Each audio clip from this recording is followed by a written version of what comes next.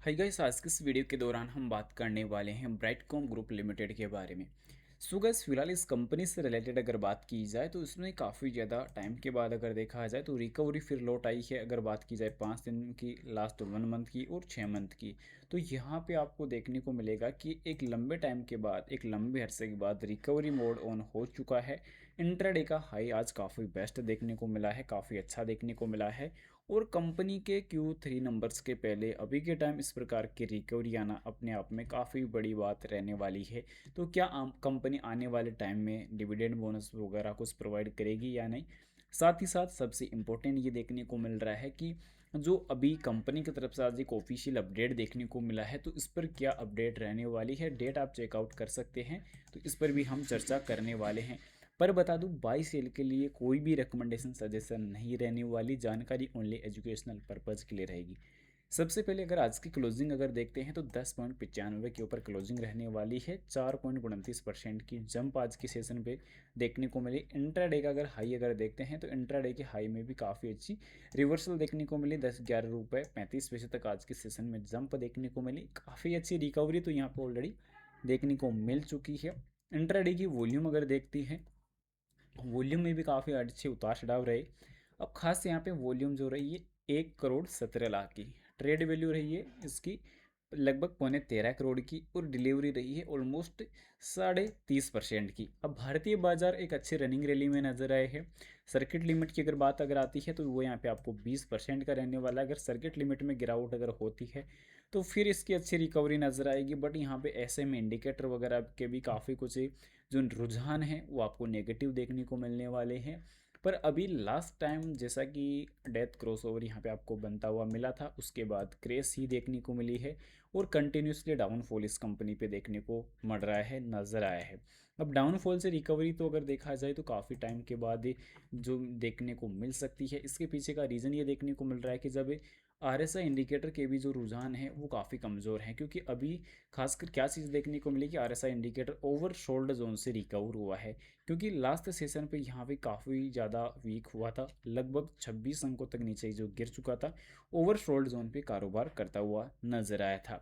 अब इसके बाद देखने को ये मिल रहा है कि जो रिकवरी अभी अचानक निकल के आई है, तो इसके पीछे की जो रीजन है वो डिफरेंट डिफरेंट रहने वाली है। पर SM इंडिकेटर्स क्या बयान देखने को मिल रहा है कि SM इंडिकेटर्स में आज 5 दिन के मूविंग एवरेज पे कारोबार वापस करता हुआ नजर आए। 10 दिन के मूविंग एवरेज से खासकर बात की जाएगी कि लगभग 20 दिन, 50, 100 और 200 दिन, इन सभी मूविंग एवरेज ऐसे में इंडिकेटर से नीचे कारोबार आज करता हुआ नजर आए।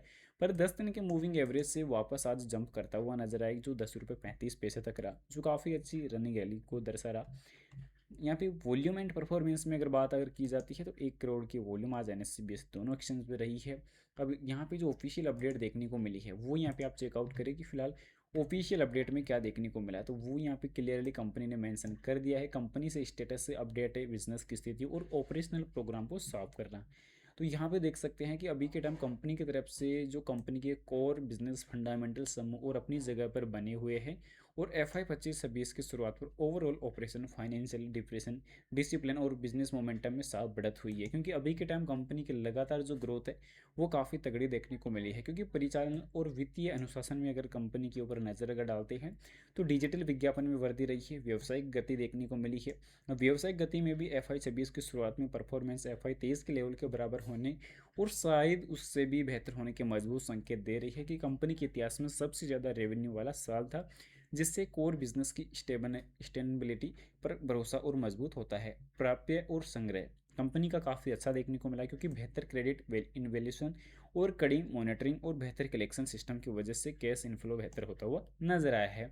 पूंजी प्रबंधन कंपनी का नेतृत्व जो है वो सुदृढ़ीकरण के कारण देखने को मिला, जिसमें CFO की खास नियुक्ति देखने को मिली। क्योंकि लिस्टेड कंपनियों में के reporting standard, financial control, audit process और रेगुलेटरी कंप्लायंस को मजबूत करने के लिए बोर्ड एक full time chief financial officer को अपॉइंट करने के एडवांस स्टेज में है। उम्मीद है कि यह अपॉइंटमेंट अगले 30 दिनों में पूरा हो जाएगा, जो आम मंजूरी पर निर्भर करने वाला है। इसके अलावा रक्षा प्रभाव पर भी कंपनी काफ़ी अच्छी जो है मेहनत करती हुई नजर आई है। डेली मोशन सहयोग अभी के टाइम कंपनी का काफ़ी अच्छा है।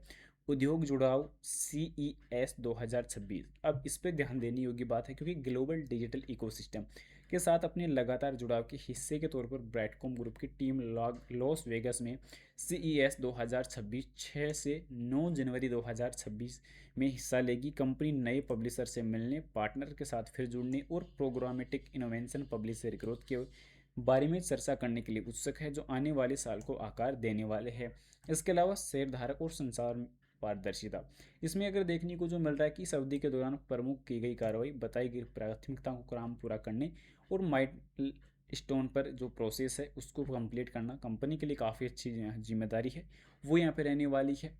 फिलहाल यहाँ पे ब्राइटकॉम ग्रुप का अगर कंपनी का लास्ट टाइम जो रिजल्ट अगर देखते हैं तो लास्ट टाइम काफ़ी अच्छा प्रॉफिटेबल नंबर निकल के आया, 233 करोड़ का Q2 का। जो सेल्स की अगर आती है तो सेल्स में भी काफ़ी अच्छी जंप देखने को मिली है। मार्च 2024 के अकॉर्डिंग देखते हैं तो यहाँ पे सेल 4662 करोड़ थी, वहीं 25 के बाद अगर बात आती है तो 5147 करोड़, यानी कि कंपनी के खर्चे कंट्रोल में देखने को मिले हैं। एनुअली प्रॉफिट में जंप है और रिकवरी काफ़ी बेहतरीन है, क्योंकि यहाँ पे इक्विटी पर रिटर्न 9% का करंट ईयर में नजर आएगा, जबकि पिछले टाइम की अगर देखा जाए तो पिछले 3 सालों में 13% था। अब वहीं अगर स्टॉक्स प्राइस CAGR की अगर बात की जाए तो CAGR में भी करंट ईयर में 16% की जंप है, यानी कि 31% जो नेगेटिव था 3 साल में वहाँ से रिकवर हुआ है और 16% जंप हुआ है। प्रॉफिट ग्रोथ 125% करंट ईयर में चल रही है, जो काफ़ी अपने आप के आंकड़ों को मजबूत दर्शाने का काम कर रही है। और सेल्स की ग्रोथ, यहाँ पे सेल्स की ग्रोथ 58% हो चुकी है, जो पॉजिटिव है, जंप है, और ये एक अच्छा बैलेंस शीट को भी दर्शाने का कंपनी काम करती हुई नजर आई है, क्योंकि अभी कंपनी के ऊपर टोटल जो कर्ज है वो शून्य है, यानी कि कंपनी टोटली कर्ज मुक्त है। इसके अलावा अगर यहाँ पे रिजर्व में अगर देखते हैं तो कंपनी का रिजर्व तेजी से इंप्रूव हुआ है, जो Q2 में खास देखने को मिला है, क्योंकि यहाँ पे देख सकते हैं कि 800 करोड़ तक का रिजर्व में जंप देखने को मिला। 8286 करोड़ का जो था रिजर्व था, और उसके बाद 9032 करोड़ का, क्योंकि ऑलमोस्ट 800 करोड़ का रिजर्व जंप हुआ। इसका मतलब काफ़ी अच्छी कंपनी की जो ग्रोथ है वो बढ़ती हुई नजर आई है। कंपनी के टोटल असेट्स काफ़ी अच्छे जंप हुए हैं, इसका मतलब काफ़ी अच्छी स्टेबिलिटी देखने को मिली है। वहीं अगर बात की जाए डिविडेंड बोनस से रिलेटेड, तो खासकर अभी के टाइम ब्राइटकॉम ग्रुप ने तो ऐसा कोई ऐलान किया नहीं है, पर यहाँ पे देख सकते हैं कि A1 लिमिटेड ने अभी के टाइम अनाउंसमेंट कर दिया है। कंपनी फिलहाल ASMLT स्टेज 4 में देखने को मिल रही है, तो फिलहाल समझने की आवश्यकता है। यहाँ पे देख सकते हैं कि कंपनी ने जो बोनस इश्यू जारी किया है 3:1 के हिसाब से, यानी कि एक शेयर के बदले 3 फ्री शेयर दिए जाने वाले हैं, टोटल आपके 4 शेयर हो जाएंगे। स्टॉक स्प्लिट 10:1 के हिसाब से अनाउंसमेंट कर दिया है, यानी एक शेयर के 10 टुकड़े अभी यहाँ पे किए जाने वाले हैं, एक शेयर के बदले 10 नए शेयर आपको प्रोवाइड किए जाएंगे, जिसकी रिकॉर्ड तिथि दोनों चीज़ों की अगर बात की जाए तो 31/12/2025 रहने वाली है, यानी कि 31 दिसंबर 2025 इसकी रिकॉर्ड तिथि रहने वाली है। तो इस कंपनी का भी आप फाइनेंशियल डेटा चेकआउट कर सकते हैं, अपने एडवाइज़र की जो परमिशन ज़रूर ले, फाइनेंशियल एडवाइज़र की सलाह ज़रूर से ले, खुद का रिसर्च भी ज़रूर से कर ले।